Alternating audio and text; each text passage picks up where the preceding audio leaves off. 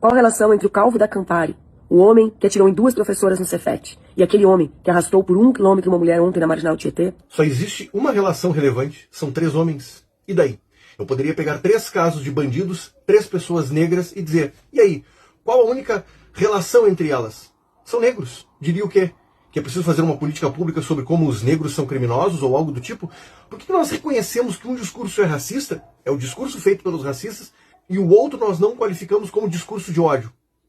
Por que nós aceitamos cada vez mais esse discurso que diz o seguinte: o seu filho vai perder direitos porque um homem em São Paulo matou a namorada? Porque essa é a lógica que está sendo imposta ao Brasil. Essa é a lógica do protocolo com perspectiva de gênero importada da Alemanha nazista. Porque na Alemanha nazista acontecia exatamente isso. E esse é o perigo. Essas pessoas estão aproveitando situações dramáticas, trágicas, criminosas para vender o seu ódio aos meninos. É uma venda casada. Violência doméstica, bom, então a solução é odiar meninos, propagar o discurso de ódio contra meninos, contra homens. Porque isso está funcionando. Essas pessoas vendiam a luta de classes, ninguém comprou. Depois exageraram na luta de raças, poucas pessoas compraram. E agora elas encontraram esse filão da violência doméstica. Veja bem, a defensora da Venezuela agora encontrou um filão, ela fala só disso. É o único tema, por quê? Porque encontra público, as pessoas estão assustadas e estão sendo assustadas porque pessoas dessa ideologia têm vendido cada vez mais esse tema. A única solução? Acabar com o capitalismo. É óbvio. A gente vive uma crise brutal no capitalismo. Se o trabalho é cada vez mais precário, como é, claro. Se cada vez se trabalha mais e se ganha menos... As 2 informações que ela deu são falsas.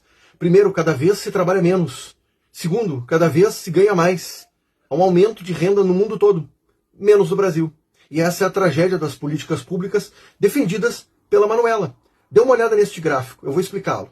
Aqui é a renda per capita de 1980 até 2022 da Coreia do Sul, da Polônia, do Chile, do resto do mundo e do Brasil.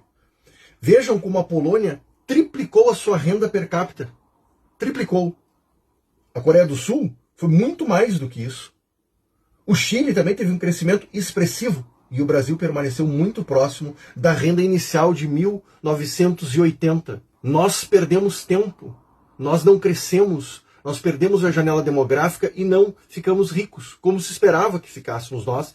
No discurso éramos o país do futuro, e o futuro não veio. Passou a hora da gente compreender a dimensão entre o ódio digital e o ódio real, produzido nas ruas, nas casas, contra as mulheres. Claro, a defensora da ditadura venezuelana vai defender o quê? Censura. Ela relaciona casos da vida real com, bom, precisamos produzir censura. Mais do que isso. O que ela está dizendo é que ela é responsável pelo discurso de ódio que faz contra homens, pela violência que acontece de mulheres contra homens ou meninos. Porque ela faz um discurso de ódio. Ela cria uma narrativa em que homens são perpetradores, que homens abusam de mulheres. Nós vivemos no patriarcado. Eles são os machos feridos. Então esse homem é o que algumas filósofas chamam de macho ferido. Ele está ferido.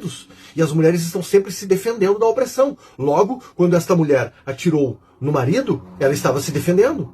Aí, na discussão, quando ele me empurrou e tudo, eu dei um tiro e saí correndo. Thiago, por favor, pede socorro. Natália acabou de me dar um tiro. Eu tô ferido, tá cheio de sangue. Existem influenciadores da machosfera, do movimento Red Pill, que fazem um discurso mais agressivo, em alguns momentos, inclusive, um discurso de ódio contra as meninas? Sim. Agora, o discurso de ódio contra meninos é institucional. Ele é dominante na academia, na imprensa e nas políticas públicas. Veja esse vídeo, por exemplo. O que a Manuela diria dele? Que ela está incentivando a segregação de meninos, que ela está criando esse ambiente cultural que vai fazer com que os meninos sejam agredidos nas escolas, ou que as meninas sintam a autoridade moral de bater nos seus maridos, ou de abusar das crianças enquanto mães, porque elas estão educando os meninos? Esse é o pátio de uma escola. Isso em azul é o caminho que os meninos fazem durante o recreio. Isso em vermelho é por onde as meninas andam. Enquanto eles ocupam todo o espaço, principalmente o centro, elas ficam nas bordas. Eu tenho certeza que você lembra dessa cena. Os meninos correndo soltos, jogando bola, dominando o meio. Enquanto isso, as meninas espremidas nos cantos, na escada, encostadas na parede, conversando baixinho. Os mapas que eu mostrei vêm de uma pesquisa feita pelas urbanistas Honorata e Evelina, que eu botei aqui na legenda. Elas ficaram 1 ano rastreando movimentos de crianças durante o recreio de uma escola na Espanha. Um outro estudo, da Perks and Will, analisou essa questão e mostrou o porquê. Enquanto os meninos são mais livres para brincar, brincar, competir, ocupar o espaço, as meninas estão simplesmente buscando lugares onde elas se sintam seguras. E isso não é detalhe, tem um baita impacto na autoestima, sensação de pertencimento e até na socialização. As meninas acabam internalizando que o centro daquele lugar não é pra elas. E esse pátio acaba virando um ensaio pro mundo adulto, um mundo que continua excluindo as mulheres. E aqui vai um ponto importante sobre a imprensa. A imprensa distorce a realidade. Como ela tem essa formação ideológica identitária, os casos que não se adaptam à narrativa, à ideologia, eles são colocados para debaixo do tapete. Por exemplo, a violência de mulheres contra homens, ela não vai parar na imprensa.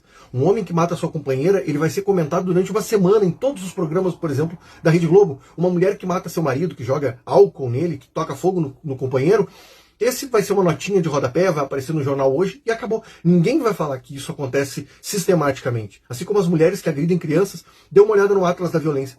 As mulheres agridem meninas e idosas. Alguém fala disso? Não. Alguém fala que as mulheres vendem conteúdo pornográfico de suas filhas ou que elas oferecem suas filhas para padrastos estuprarem? Isso é muito comum, isso tem literatura sobre isso. Ninguém fala disso.